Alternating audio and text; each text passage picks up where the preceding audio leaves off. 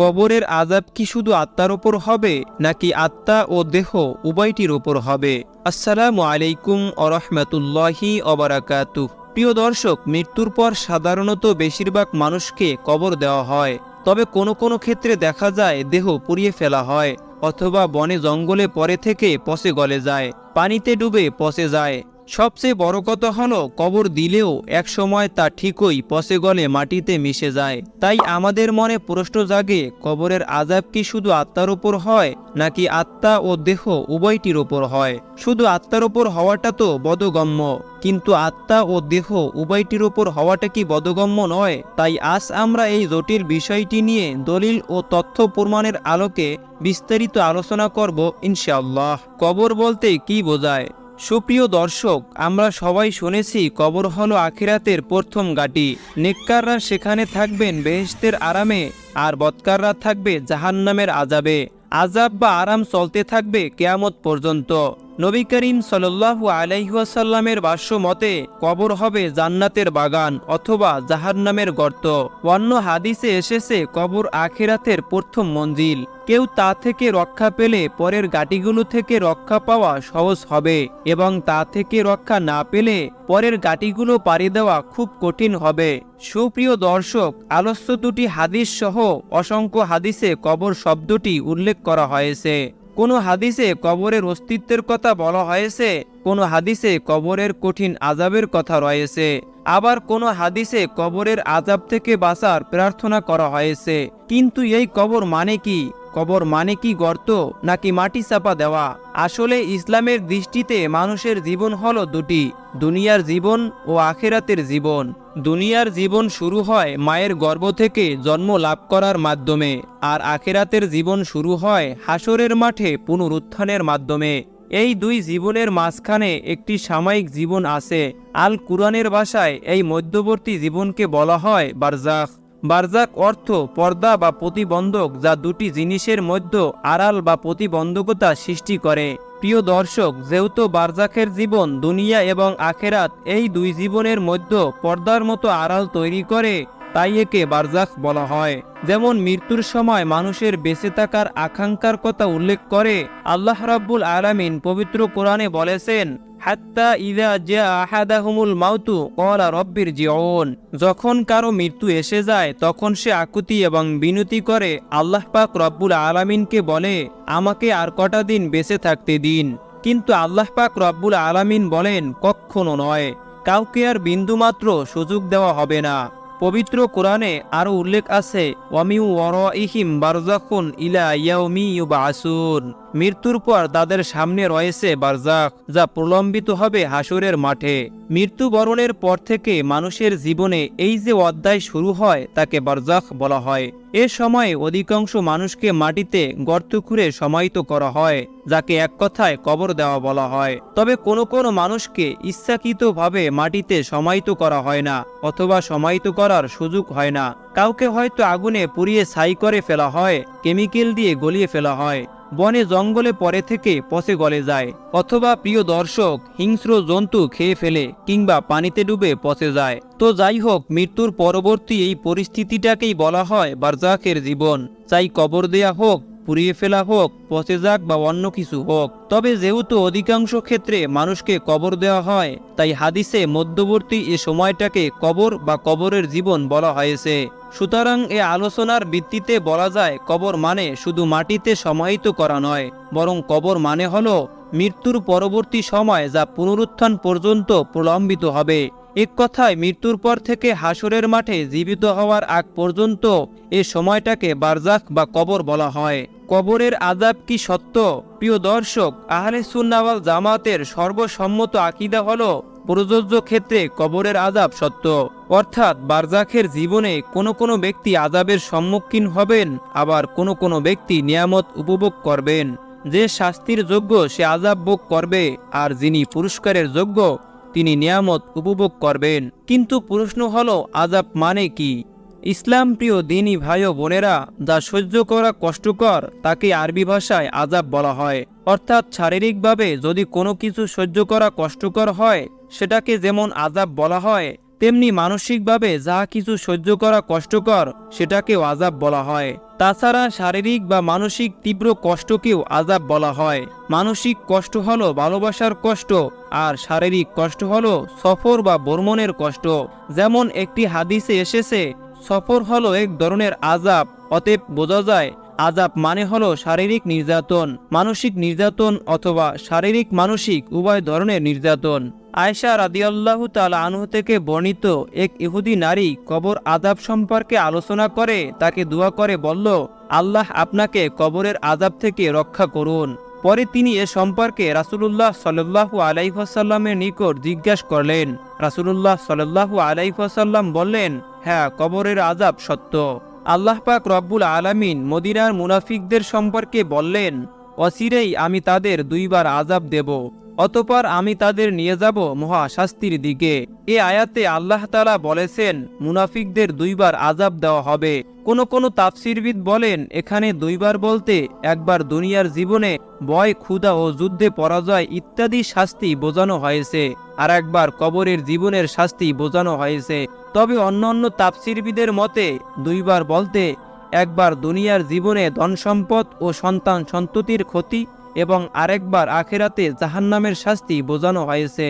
অন্যত্র আল্লাহ তাআলা ফেরাউন ও তার পরিবার সম্পর্কে বলেন, সকাল সন্ধ্যায় তাদেরকে আগুনের সামনে উপস্থিত করা হয়, আর যেদিন কিয়ামত সংগঠিত হবে সেদিন বলা হবে ফেরাউন সম্প্রদায়কে কঠিনতম শাস্তিতে নিক্ষেপ করো।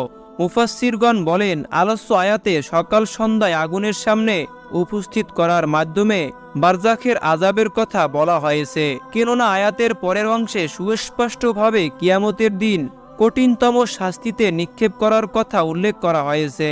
সুতরাং এতে বোঝা যায় মৃত্যুর পর বারজাখ বা কবরের আযাব হবে, আবার আখিরাতেও আযাব হবে, অর্থাৎ প্রযোজ্য ক্ষেত্রে কবরের আযাব সত্য।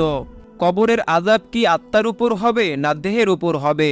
প্রিয় দর্শক, এতক্ষণের আলোচনা থেকে প্রমাণিত হয়েছে যে কবরের আযাব সত্য। তবে কথা হলো আযাব কি শুধু আত্মার উপর হবে নাকি আত্মা ও দেহ উভয়টির উপর হবে? প্রথম কথা হলো আত্মা বা রূহ আল্লাহর নির্দেশ মাত্র, সেটা অক্ষত থাকে, সুতরাং তার উপর শাস্তির বিষয়টি পরিষ্কার। ঘুমন্ত ব্যক্তি স্বপ্নে যত আঘাত বা কষ্ট পায় সবই রূহের উপর হয়, দেহের উপর নয়। তারপরেও দেখা যায় মানুষ তাতে কষ্ট পায়, যন্ত্রণা ভোগ করে, কখনো ঘামে তার শরীর ভিজে যায়। তাই আত্মার শাস্তি অনুভব একটি স্বাভাবিক বোধগম্য বিষয়। ধরা যাক একটা পোস্টপেইড সিম কার্ড, আপনি সারা মাস ফোন ব্যবহার করবেন, এরপর মাস শেষে আপনার কাছে বিল আসবে আর আপনি সেই বিল পরিশোধ করবেন। একবার মোবাইল অপারেটর কোম্পানিকে ফাঁকি দেওয়ার চেষ্টা করুন। সারা মাস ধরে আপনার পোস্টপেইড সিম কার্ড ব্যবহার করে দেশে বিদেশে কথা বলুন, ইন্টারনেটে ভিডিও দেখুন, গেমস খেলুন, বড় ফাইল ডাউনলোড করুন, বেশি বেশি খরচ করুন। যে সিম কার্ডে মাসে 1000 টাকা বিল আসে সেই সিম কার্ডে লক্ষ টাকা খরচ করুন। এরপর মাসের শেষে মাটিতে গর্ত খুঁড়ে সিম কার্ডটি পুঁতে রাখুন। এভাবে কি বিল পরিশোধ করা থেকে বাঁচতে পারবেন? আচ্ছা, সিম কার্ডটি যদি পুড়িয়ে ফেলেন তাহলে কি বিল দেওয়া থেকে রক্ষা পাবেন? এর উত্তর আমাদের সবার জানা। সিম কার্ডটি যেভাবেই নষ্ট করা হোক না কেন বিল পরিশোধ আমাদের করতেই হবে। বিল দেওয়া থেকে কোনোভাবেই রক্ষা পাওয়া যাবে না। সিম কার্ড নষ্ট করে ফেললেও বিল কিন্তু আপনাকে দিতেই হয়। এমন করাটা সম্ভব হলো কিভাবে? দুটি কারণে এটা সম্ভব হয়েছে। সিম কার্ডের ভেতরে কোনো হিসাব নেই, টাকার হিসাব আছে কোম্পানির কাছে। সিম কার্ড নষ্ট হলে কিছুই যায় আসে না, কারণ কোম্পানি সিম কার্ডের কাছ থেকে টাকা নেয় না, টাকা নেয় আপনার আমার কাছ থেকে। সিম কার্ড নষ্ট হলে কিছুই যায় আসে না। এই সামান্য বিষয়টা বুঝতে পারলে মৃত্যুর পরের আযাবের ব্যাপারটাও বুঝতে পারবো। মৃত্যুর পর মৃত্যু দেহকে মাটিতে পুঁতে ফেলুক, পানিতে ফেলে দিক, আগুনে পুড়িয়ে ফেলুক, যেটাই করুক না কেন প্রযোজ্য হলে আযাব ভোগ করতেই হবে। কারণ পাপ পুণ্যের হিসাব, শাস্তির হিসাব কোনোটাই ওই মৃত্যু দেহে নেই। সেই হিসাব আল্লাহ সংরক্ষণ করেছেন। তাই মৃত্যুদেহ নষ্ট হলে কিছুই যায় আসে না। মৃত্যু আত্মাকে অবশ্যই আযাব ভোগ করতেই হবে, কিন্তু দেহের ওপর আযাব কিভাবে হবে তা বোধগম্য নয়। কেননা দেহের ওপর আযাব হওয়ার জন্য তো কবরের লাশ অক্ষত থাকা শর্ত। এ বিষয়ে আলিমগণ বলেন, কবরের আযাব বিষয়টি গায়ব বা পরজগতের সঙ্গে জড়িত। দুনিয়ার জগৎ আর পরজগৎ একরকম নয়। দুনিয়ার জীবনে আত্মা হলো প্রধান আর দেহ হলো অনুগামী।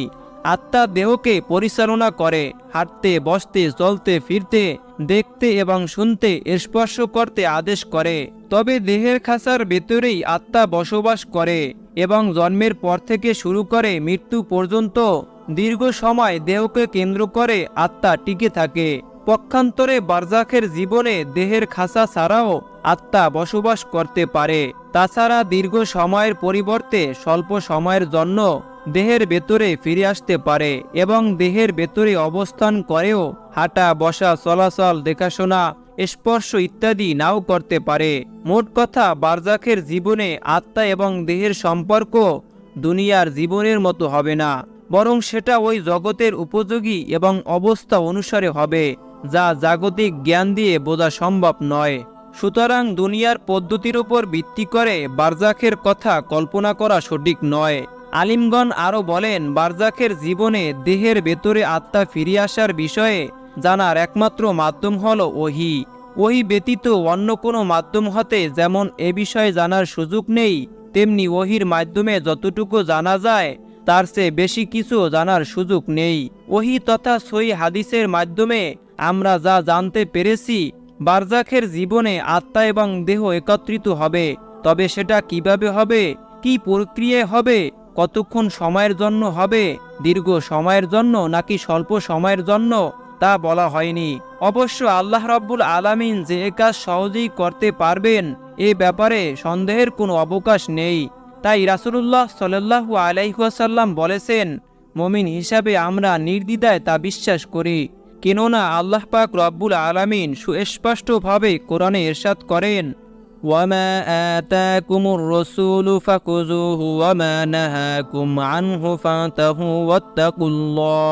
ওয়াত্তাকুল্লাহ ইন্নাল্লাহা শাদীদুল ইকাব।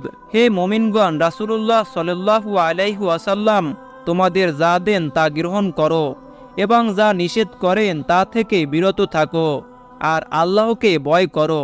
নিশ্চয়ই আল্লাহ কঠোর শাস্তিদাতা। আল্লাহ এবং আল্লাহ রাসূল সাল্লাল্লাহু আলাইহি ওয়াসাল্লাম আমাদেরকে গায়ব সম্পর্কে যা কিছু জানিয়েছেন, ইলমে বারজাখ সম্পর্কে যা কিছু জানিয়েছেন, আখিরাত সম্পর্কে যা কিছু জানিয়েছেন, আমরা তা দৃঢ়চিত্তে বিশ্বাস করি। কেননা ঈমান বিল গায়ব হলো মুমিনের সিফাত ও বৈশিষ্ট্য। আল্লাহ রাব্বুল আলামিন আমাদের সকলকে মৃত্যু পর্যন্ত এই সিফাতের ওপর অটল থাকার তৌফিক দান করুন। আমিন।